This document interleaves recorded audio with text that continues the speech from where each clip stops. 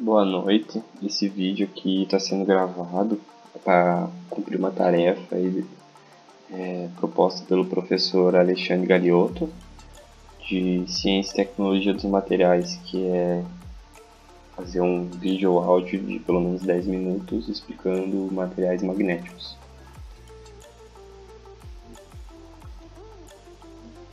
Bom, o que é magnetismo?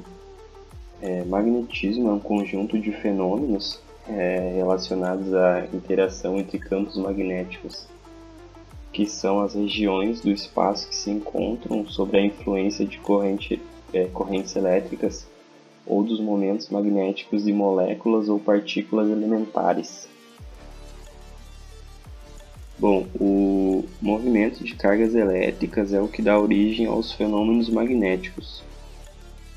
Como nunca eles se encontram parados, os átomos eles produzem seu próprio campo magnético. Além disso, as partículas elementares, como os prótons, nêutrons e elétrons, que são coisas já vistas em aulas presenciais, eles também possuem um campo magnético intrínseco, porém de origem diferente. O campo magnético dessas partículas é proveniente de uma propriedade quântica chamada spin. Bom, eu vou dar alguns exemplos de magnetismo bem simples aqui. A navegação por meio da bússola é um exemplo, porque a bússola é uma pequena agulha ferromagnética que gira em uma razão do campo magnético da Terra, né? Outro exemplo aqui que eu posso falar é a atração de pequenos pedaços de metais por ímãs. Os ímãs eles se atraem com grande intensidade dos metais em razão do seu comportamento ferromagnético, né? E o último exemplo aqui que eu vou dar é o mais simples aqui, provavelmente já brincou com dois ímãs, né? Que é a atração e repulsão entre ímãs. Os polos de mesmo nome, vamos dizer assim, dos ímãs, eles se repelem uma vez que os vetores de dipolo magnéticos de seus domínios estão dispostos em sentidos contrários, né? Aqui agora eu vou falar um pouquinho da história do magnetismo, bem breve, né? Provavelmente eu vou falar o nome dos carinha aqui errado. Vamos lá então, esse carinha aqui da esquerda aqui é o francês Petrus Peregrinus, né? E em 1260, então faz tempo, observou que as extremidades de um ímã possuem um poder maior de atração pelo ferro, são os polos magnéticos, né? Ele também escreveu o primeiro tratado existente sobre as propriedades dos ímãs, né? Seu trabalho também se destaca bastante pela primeira descrição detalhada da bússola. Aqui eu coloquei uma imagem aqui para facilitar, né? Esse carinha aqui é o John Michell, não sei como é que fala, eu vou colocar o nome deles aí no vídeo para caso você quiser pesquisar. Em 1750, né, ele concluiu a seguinte lei.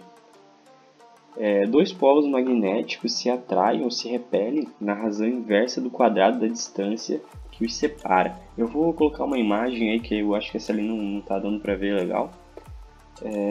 E é o seguinte. Se uma força de interação F é estabelecida a uma distância d, ao dobrarmos essa distância, a força observada será igual a uma quarta parte da anterior. Ou seja, quanto mais a gente aumentar a distância, menor vai ser a força. Aqui vamos falar de três categorias, eu coloquei até categorias entre aspas, que eu não sei se está certo chamar de categorias, mas enfim. É o diamagnetismo, o paramagnetismo e o ferromagnetismo. Agora eu vou falar um pouquinho aqui de cada um. O diamagnetismo, eu coloquei ali como exemplo de materiais diamagnéticos, o cobre, que está aqui, e a prata. Diamagnetismo é o termo utilizado para designar o comportamento de materiais que são repelidos na presença de campos magnéticos.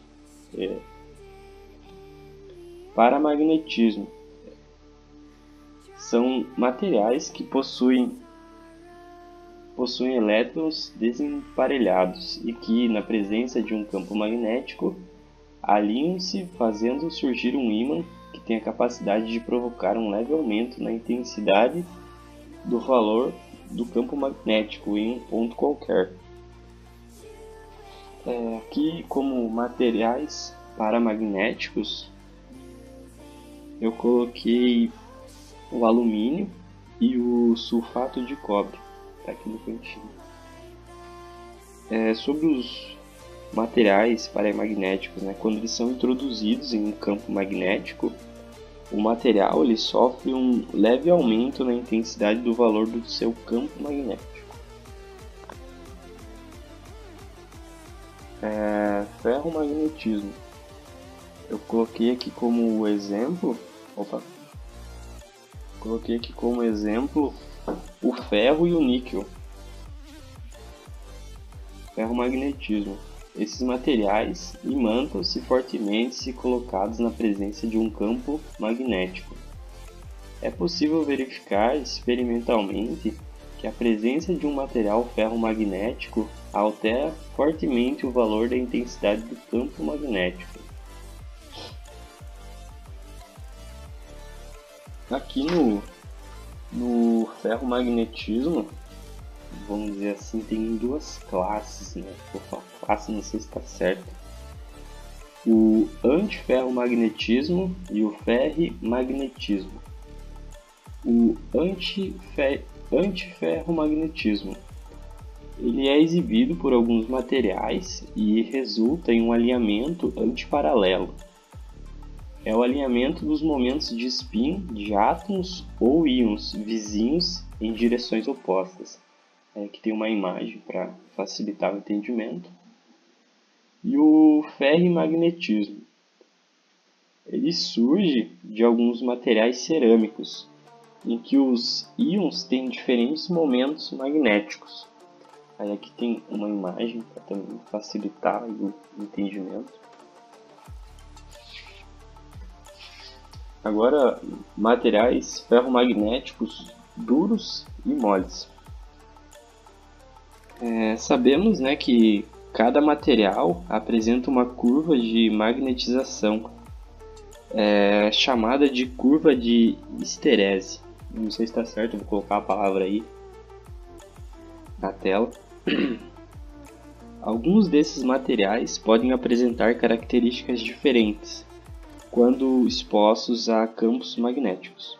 Depende muito do campo magnético, Os materiais eles passam a ser chamados de materiais ferromagnéticos duros ou moles. Vamos falar primeiro aqui dos ferromagnéticos duros. Os ferromagnéticos duros só se magnetizam quando aplicamos a eles um alto campo magnético externo, como mostra aí na figura. Eu vou tentar aumentar a figura maior aí para vocês verem. Esses materiais eles têm grande utilização industrial, pois são ideais para a construção de ímãs permanentes, pelo fato de, uma vez magnetizados, eles reterem a sua magnetização. Agora vamos falar dos ferromagnéticos moles. Damos o nome de materiais ferromagnéticos moles aos materiais que se magnetizam com mais facilidade, apresentando magnetização residual baixa. É o que está mostrando aqui na figura. Eles são bastante utilizados como núcleo de eletroímãs, porque eles perdem a sua magnetização quando é desligada a corrente elétrica. Bom, esse foi o vídeo. Espero ter dado certo aí e conseguido ensinar alguém que não sabe nada do assunto. Falou!